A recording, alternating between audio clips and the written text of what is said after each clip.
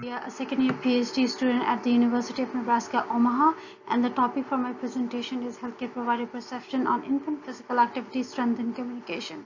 For the background, healthcare provider plays a critical role in disseminating information about infant health and development. The two key developmental areas for infants are movement, which include physical activity, strength, and communication. However, little research has explored healthcare provider perception of infant physical activity, strength, and communication. Therefore, the purpose of this study was to qualitatively explore healthcare provider perception on infant physical activity, strength, and communication. For the method, we recruited 13 healthcare providers from diverse settings.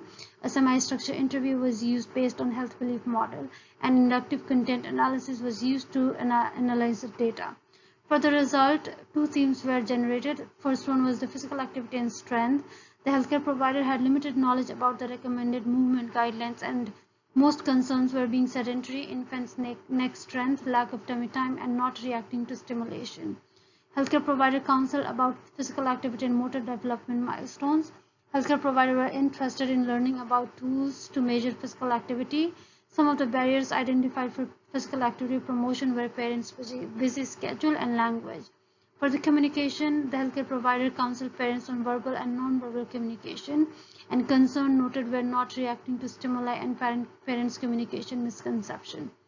Also, the healthcare provider were unaware of or had limited understanding of assessing communication and were interested about new tools. As conclusion, the healthcare provider had limited knowledge about the physical activity guidelines as well as awareness of ways to measure physical activity in communication. Therefore, efforts are needed to identify easily accessible ways to educate healthcare providers that could also be disseminated to parents.